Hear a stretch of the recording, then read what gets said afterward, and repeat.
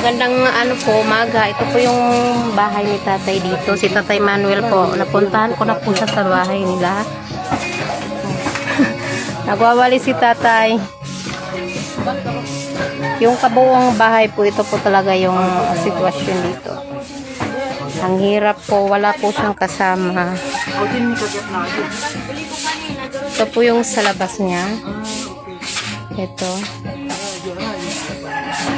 Ito yung pagpasok. Ayan na si tatay. Nagwawalis. Nahihiya daw po siya sa inyo. Hindi po siya makapagsalita ng Tagalog. Kaya itatransfer ko na lang po siya. Translate. Na ako kasi yung kalagayan niya dito guys, nakakaawa talaga. Kaya patuloy pa rin po kumakatok sa may mga mabubuting puso po dyan na kung maaari matulungan niyo po si tatay. Nag-iisa lang po siya dito sa kanyang bahay at wala pong nag-aalaga sa kanya. Sa kasalukuyan po ito po si tatay. Kanina po pagdating namin, nayak na po talaga siya. Tumutulo na yung luha niya. Sabi niya sa stuwa daw. Kaya hindi naman kasi siya makapagsalita ng Tagalog. Gusto niyang ipabot sa inyo guys yung saya niya, yung tuwa.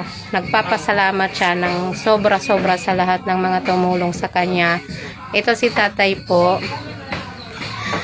Doon na po yung lahat ng mga pinabigay ninyong tulong at saka kaunting pera para sa kanya. Hindi ko rin kasi pwede ibigay yung yung pera na kabuuhan kasi yun nga hindi safe dito sa bahay nila at saka mga pamangkin. So minabuti kong ibili na lang ng bigas, isang sako, tsaka konting grocery para po sa kanya.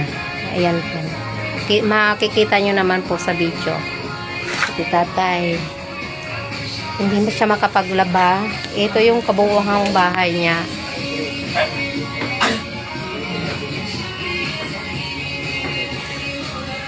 Yan yung bubong.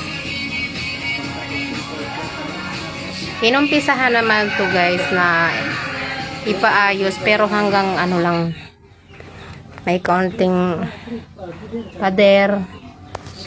Yan, hindi natapos. Ito yung bahay daw ng mga magulang niya dati. So dito lang siya nakatira. Na Yolanda. Na anuhan na to ng Yolanda daw sabi ni tatay. So ito pa, meron pa siya dito sa likod. Tabi-tabi po, ipag-usap talaga din nila po kami. Yan. Hindi natapos yung bahay nila. Matagal